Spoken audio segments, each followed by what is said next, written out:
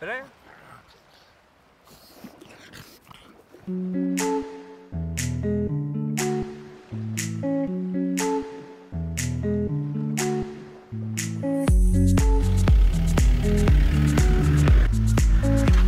Oh, careful! Slow, slow, slow! It's utterly ridiculous. Yeah, that was great fun, thank you. So today, because it's nice weather, decided to go off-roading with some very good friends of mine, Casper and Jay, and Freya. Yeah, so we're gonna hopefully not get too muddy.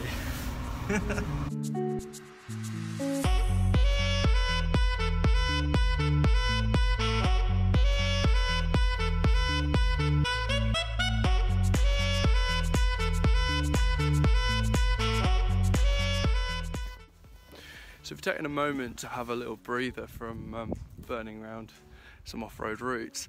I thought we'd have a conversation. So Casper works in financial services, obviously with my background in sort of investment. We're both sort of relatively young in what we're doing, and we wanted to sort of have a bit of a conversation about sort of why young people are sort of statistically now investing less than they were sort of 10 years ago or so, or 20 years ago. I just thought we'd have that conversation, see what sort of came about, really.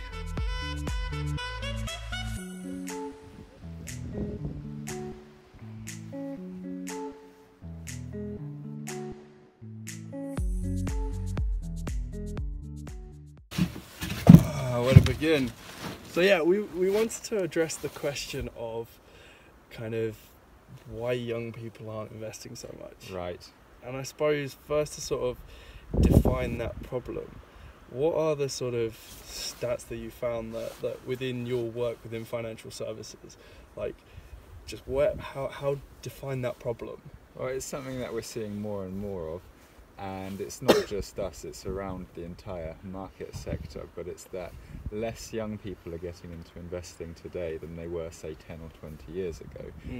So we've got a rising average age for our client base, and we're trying to essentially get more new young clients on board. And that's, I suppose, been reflected also, I mean, from my background, like in like the purchasing of houses. I mean, the age of the first-time buyer is now going up exponentially. It's going up quite heavily. I suppose that is reflected in those trends as well. Yes, but I think that has quite a lot to do with the amount of entry capital required to, say, start with a particular investment. With property, obviously, you need your deposit, and it's quite expensive. And young people don't have so much money. They don't have so much disposable income. They don't have so much savings as their baby boomer counterparts. I mean, a lot of people might watch this and be like, you know, the first problem with, you know, young people. Now, defining young people, I don't know, say I was talking about millennials. So millennials, between age 20 and 35. Yeah, so that group of people, and a lot of people, rightly so, would say that the cost of living has gone up and wages maybe haven't proportionally gone up. And we were just discussing earlier the example of someone living in London on a first-time salary, you know, 25, 30 grand. And I used an example. A friend of mine was living in London not so long ago, and she was paying like £800 a month in rent for just a room. And I know that people pay more the more you go into the centre of London. And I mean, 25 grand post-tax roughly per month. I mean, you're talking, what, I don't know, 1500 then to spend. Yeah. And you know, straight away, almost half of that in that particular scenario has gone to rent. It's really expensive. It's ridiculous. And then you've got your living and etc. and etc. And you say, right, okay, so out of that, once I've lived my life, factoring in stagnating wages and rising costs of living, that doesn't leave young people with much money at the end of the month, which say somebody who did have more of a disposable income would then start thinking about how to invest that, how to multiply that once they've got a nice savings and a rainy day fund and all of those things. Then I think once you've got those things secured, then you can think about investing. But I think young people these days are not thinking about investing because they've got higher things on their priorities. Yeah. And what would you say, in your opinion, would define those high priority things? Eating. Eating. And, It's true. It's true. We like to eat, young people. yeah, and drinking is certainly another one of those things. I suppose, like, I mean, we mentioned it earlier, was like the sort of almost the social pressure, because, you know, in comparison to the group of, I don't know, 20 to 35-year-olds who were, yeah, pardon the mess, man, it's terrible.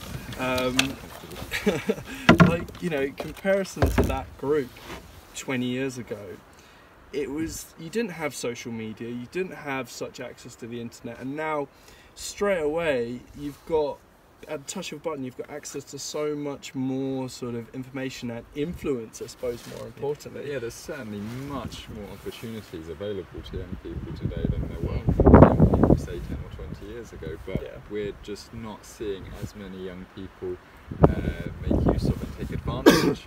And it's almost had a all of negative those effect as opportunities. well, Yeah, hasn't it? it's almost on the decline. Mm. It might potentially be due to a certain distrust towards banks Okay. that millennials have, having lived through or being young people during the 2008 recession. Yep. So a certain distrust towards banks and how they handle money, it might be a potential reason as to why people are investing less of their money. That makes sense.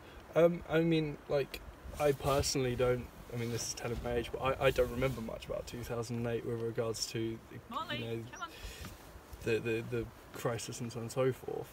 But, you know, I mean, you remember some of it. What is it at that point in time? What is it that you were, you know, hearing? What is it that you remember as, I mean, we're teenagers at that point. I didn't so, I mean, really understand it too well. I remember that everyone seemed to think that it was overwhelmingly negative and it was bad, and it was not something that was good for the economy. It's something that was hurting the economy. Yeah. And it cost a lot of people their jobs, and a lot of people lost money on their investments and the values of their properties. But back then I didn't really understand the workings behind, I don't think I even today fully understand the workings behind the 2008 recession. But I certainly have a much better perspective as to what led towards it and contributed towards it. And we're certainly seeing a lot of those warning signs that appeared back before that recession today. Sure.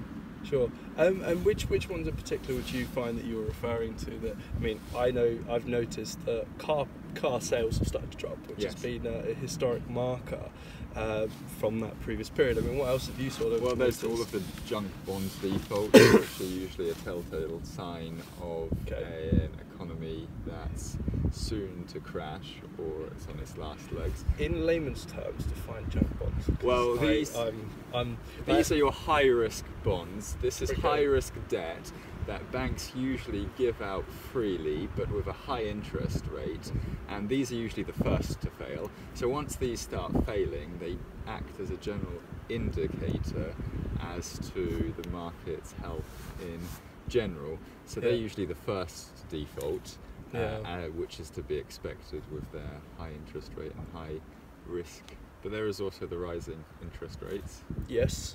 So I suppose the question being with interest rates, I know that having chatted with my business partners and mentors who have been in the market for a lot longer than myself, like I've got a very close friend and business partner who's been investing now for about 30, 40 years, for a very long period of time.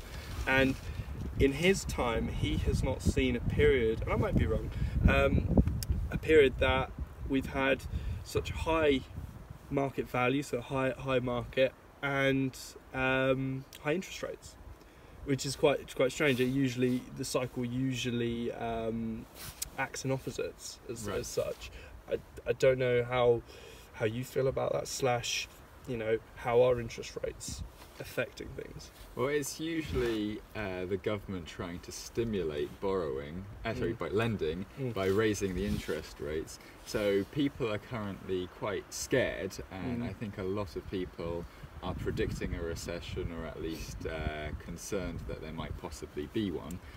So people are less inclined to lend their money and more inclined to save it away. So the government kind of wants to stimulate borrowing and they want more people to lend their money, and that's generally the sign of a healthy economy if people are confident and borrowing a lot and lending a lot, and that's starting to happen less and less. So the government is raising interest rates, or there's been talk of them. They've raised them in the past recently, and I think there's talks of them raising further still. And I suppose going back to young people and the reason, would you say that financial education is playing a factor? I would say that's certainly a big factor, or the lack thereof. We're not really given a fantastic financial education at school. It's not really that well covered. We're not really taught about mortgages, how to handle money properly, savings, investing. None of those things are really covered at school, and people don't really consider them to be that important. Yeah, for kids. Yeah, I certainly agree in the fact that, you know, I mean, just from my experience of my education, didn't have a bad education, I had a very good education, but, you know, maths, it wasn't applied. No. It's not applied. And I remember I failed very badly at maths. My grades at A-level spelled add, so I clearly couldn't. But the moment that I applied that and was forced to apply it through my chosen route in life, the moment that it applied to money, to rent, to mortgages, to property value, suddenly things just clicked because it actually was applied and it was real life. And that I suppose, lack of education, it does set people back, and it is the reason I've got But it friends. also seems to be like a taboo subject. Like people well. almost don't want to discuss it, as if there's sex, some sort religion, politics, and money. social stigma associated with talking about money. Yeah, and I mean, you know, it certainly hinders our financial education. It does as a society. It does, and it shapes our view and the view that young people seem to have towards money today, which is not really caring about it. Yeah, and it's maybe it's a negative sign of a British culture, perhaps. Perhaps. I mean, you know, you look at an American culture, and they're very open about money. They are, and they love it. They absolutely love it, absolutely, and it's an interesting thing. Maybe that's a deeper issue, really. Yeah, that's another issue altogether. Yeah, I think that's another conversation. I mean, okay, so, you know, we define that problem. I mean, what sort of solution / sort of ideas would you have, your thoughts on kind of helping younger people sort of invest, making that more attractive? What sort of solutions, ideas would you have? Well, I think the first thing is gain an education, and I'm not talking about going to university and studying finance or economics or any of these things, but there's plenty of resources available out there. There's Investopedia and plenty of other websites that will kind of give you a really detailed, in-depth, fantastic explanation of most financial concepts, and a lot of my financial education, I would say, has been self-taught. Same, as well as courses, paid education. Yeah, there's a lot, and through self-experience. Yeah, and of course through talking to people who have a lot more experience than me. Yeah, I mean, would you say that technology would play a part in that? Technology would absolutely play a part in that. Like we said, the internet and all of the learning resources available. But there's also a huge new emerging market sector with robo-investing. And, it's robo-investing. That's artificial intelligence investing on your behalf.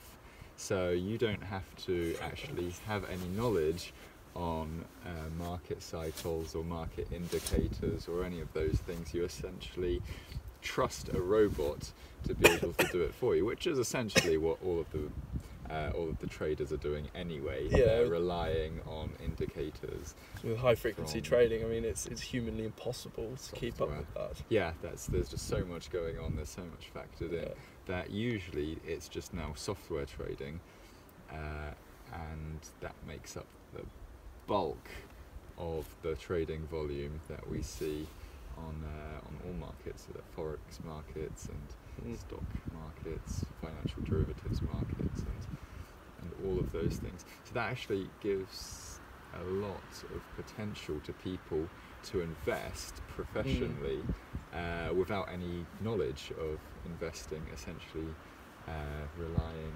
on algorithms to invest on your behalf. Rather than people. Yes, but as with everything, there's an associated risk, and machines do sometimes get things wrong. Yeah, and so do people. With everything, but people do as well, and they've been proven to be a lot less error prone than people to some extent. That's interesting. Ground. We have a pug. Yeah. We have a pug. Oh, we have a pug. We have a pug. And my trousers aren't white anymore. So, in conclusion, to our conversation. So, what kind of people do you follow? What kind of resources do you use in your kind of education financially? Well, we have a mentor scheme at work where I basically get mentored by a more senior member of staff with a lot more experience, and I find that to be really constructive. They're very knowledgeable in what they do and their particular job description, so I find that to be very helpful. There's also plenty of people online, there's communities that I'm a part of, investing communities, where people talk about various strategies, predictions, they draw attention to particular market indicators that might be of interest. Have you got any in particular, say top 2, top 3 that you would... Well, I find Reddit to be quite a good one. There's Reddit investing, and if you're feeling a bit more adventurous, there's also Wall Street bets. Okay. But there's also there's Bloomberg. Yep. But that's quite an expensive subscription-based service. There's IRC channels as well, where traders talk. There's various places only Google away, and a lot of them are very very useful. Are there any particular figures, so authors, commentators on the market that you feel are particularly that you trust and you follow? Well, I tend to ignore all of the ones that are hyped up, like Jim Cramer all of those. I generally, there's also Warren Buffett, but he's quite an obvious example, and I'd say he used to be relevant, but he's quite out of touch now. Okay, that's your feeling. Yeah. Okay. But no, generally I just tend to listen to the general chatter on the market, no one in particular. Yeah, no, that's fair enough. So you're getting a broad perspective of everything. Yeah. Fantastic. Okay, lovely. I think we've hit a sort of nice roundup, really. I think we're going to head off and get some food, and I'm looking at the camera again. Thank you for a delightful day and a pleasant conversation. Thank you. It's been really fun. Thank you. Likewise. Awesome, man.